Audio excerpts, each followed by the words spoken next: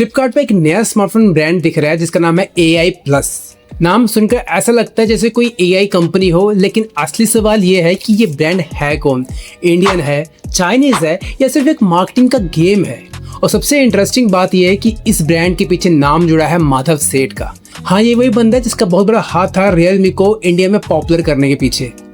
तो लेकिन क्या सिर्फ बड़ा नाम होने से एक स्मार्टफोन ब्रांड सक्सेसफुल हो जाता है?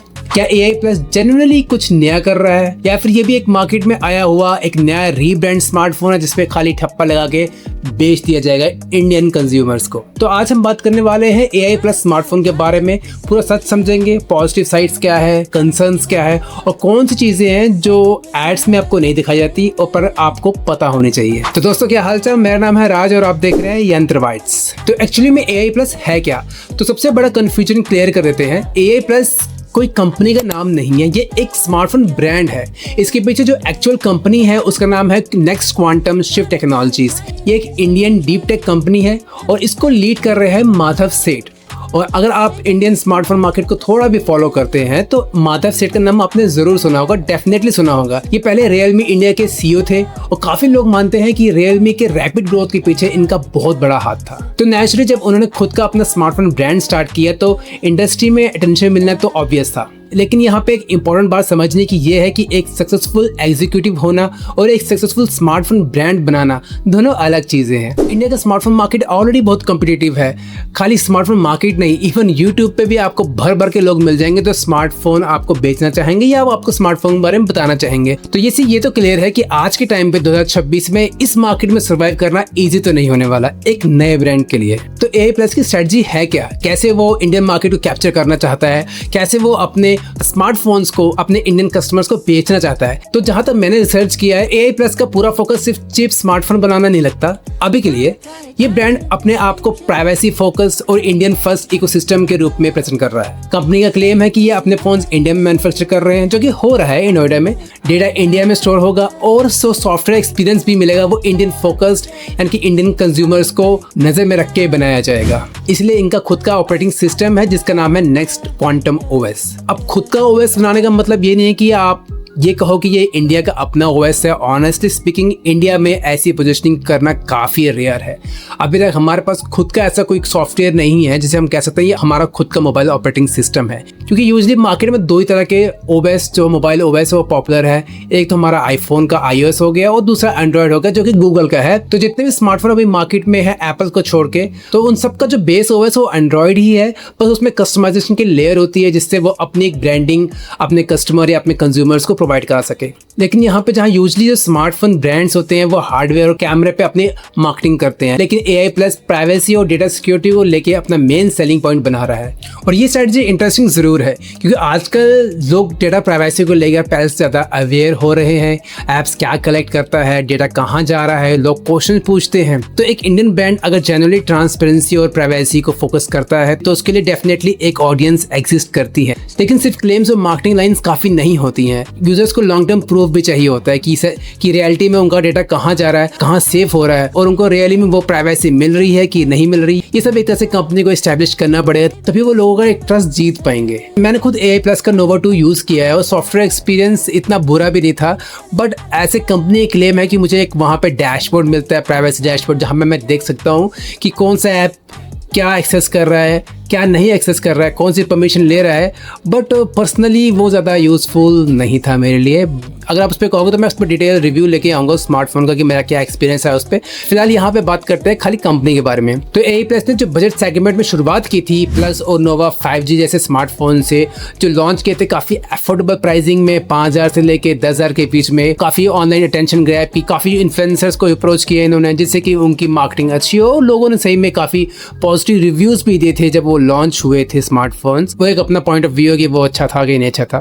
फिलहाल 2026 में इन लोगों ने नए स्मार्टफोन लॉन्च किए थे, अपना एक पल्स 2 और Nova 5G 2 करके अपडेट किया था। और रिसेंटली जो इन लोगों ने काफ़ी अटेंशन ग्रैब किया था Nova Flip 5G smartphone launch करके, जो काफ़ी अफोर्डेबल था क्योंकि ये फ्लिप कैटेगरी में ऐसा स्मार्टफोन था जो काफ़ी कम प्राइस में मिल रहा था, जो कि इन लोगों ने एज ए क्लेम किया कि वो 30,000 में अपना फ्लिप स्मार्टफोन लोगों को देंगे। ऐसा पर मुझको लगता नहीं है क्योंकि जब आप ऑनलाइन जाते हो लेने के लिए फ्लिपकार्ट पे तो वो 30,000 का नहीं है।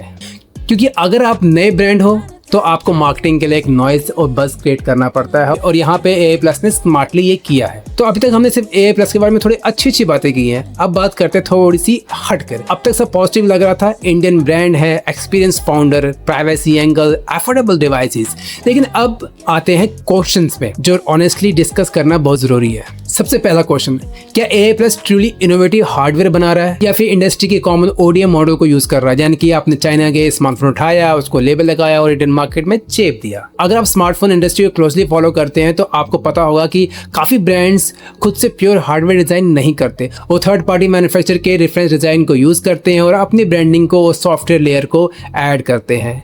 और ये सिर्फ AI प्लस नहीं, इंडस्ट्री की वाइड कॉमन प्रैक्टिस है। लेकिन इशू तब होता है जब स्मार्टफोन कंपनीज अपने आपको मार्केटिंग करती हैं कि हम कंप्लीटली यूनिक टेक्नोलॉजी दे रहे हैं, ऐसा इंप्रेशन जब वो क्रिएट करते हैं तब वो नेचुरली ट्रांसपेरेंसी खोते हैं अपनी, क्योंकि यूजर्स को चाहिए ट्रांसपेरेंसी। वो एक्सपेक्ट करता है जिस कंपनी को स्मार्टफोन लेने चाह रहा है उसके बारे में पूरा उसको पता हो, वो क्या है, क्या करती है, क्या वो खुद बना रही है कि नहीं बना रही है, वो कहाँ से आ रहा है, कहाँ नहीं जा रहा, बिल्कुल पूरा A to Z पता हो। तो एक जो कनेक्शन है, जो एक बिल्ड है, वो काफ़ी अच्छा होता है। और दूसरा बड़ा कंसर्न ये है after sale service. Phone launch करना रिलेटिवली ईजी होता है, लेकिन इंडिया भर में रिलायबल सर्विस नेटवर्क बिल्ड करना बहुत डिफिकल्ट है यार, एक्सपेंसिव होता है ये सब चीज़ें। और ऑनेस्टली स्पीकिंग ये वही जगह है जहाँ पे नए स्मार्टफोन काफ़ी स्ट्रगल करते हैं, क्योंकि अगर कस्टमर का स्मार्टफोन खराब हो जाए तो सर्विस सेंटर एक्सपीरियंस ही ब्रांड के रियल रेपुटेशन बनाता है। और अगर AI प्लस की बात करें तो कंपनी क्लेम करती है कि उनके सर्विस सेंटर हैं हर जगह, बट ये प्रूफ तो तभी होगा जब आपका फ़ोन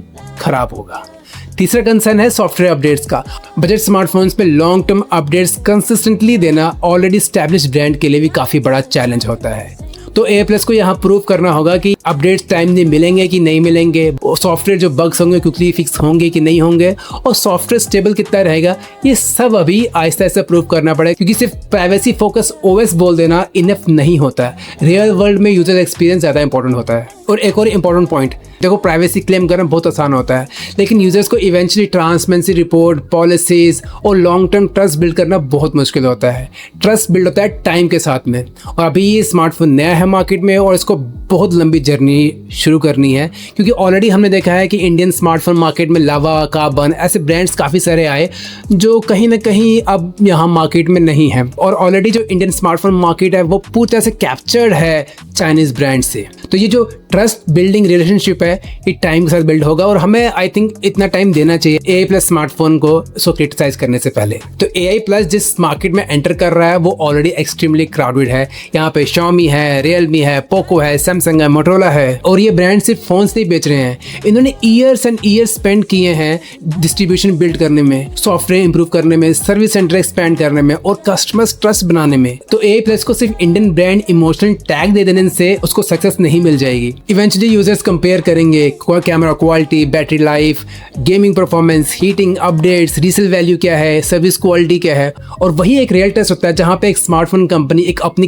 कम्युनिटी बिल्ड कर सकती है किसी भी कंट्री में, या अपना एक फैन बेस बना सकती है, जैसे कि OnePlus या सैमसंग का है। तो फाइनल क्वेश्चन है, क्या AI प्लस को सीरियस लेना चाहिए? मेरे हिसाब से हाँ, इग्नोर करना गलत है, क्योंकि इस कंपनी के पास ऑलरेडी एक लीडरशिप एक्सपीरियंस है, पोजीशनिंग यूनिक है और Indian focus brand clearly visible है। बट हमने ऑलरेडी पास में लावा, कार्बन और बहुत सारे इंडियन ब्रांड्स को ग्रो होते देखा, बट वो कहीं ना कहीं आज हमारे बीच नहीं है, क्योंकि ऑलरेडी जो हमारा स्मार्टफोन मार्केट है इंडिया का वो पूरी तरह से कैप्चर्ड है चाइनीज़ प्लेयर से। अभी हमारे पास खाली सैमसंग एक कोरियन ब्रांड है, या फिर आईफोन जो कि अमेरिकन है, या फिर जो जितने भी ओप्पो, वीवो, OnePlus, IQ, जो भी आप ब्रांड की बात करें वो सब चाइनीज़ है। और ऐसे माहौल में जब कोई एक इंडियन ब्रांड निकल के आता है तो हमें सपोर्ट करना चाहिए, बट ब्लाइंडली ट्रस्ट कर लेना कि वो एक इंडियन ब्रांड है ये सही नहीं होगा।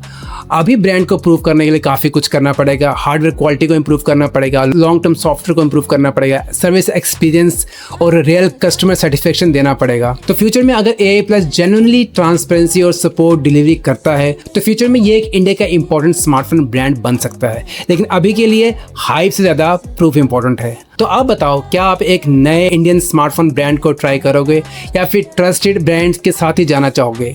और अगर आपने थोड़ा बहुत भी जाना हो कि AI प्लस कौन सी कंपनी है और ये क्या कर रही है, तो नीचे जो सब्सक्राइब बटन है उसको दबा देना और फॉलो कर लेना। तो मिलते हैं किसी और वीडियो में किसी और इन्फॉर्मेशन के साथ।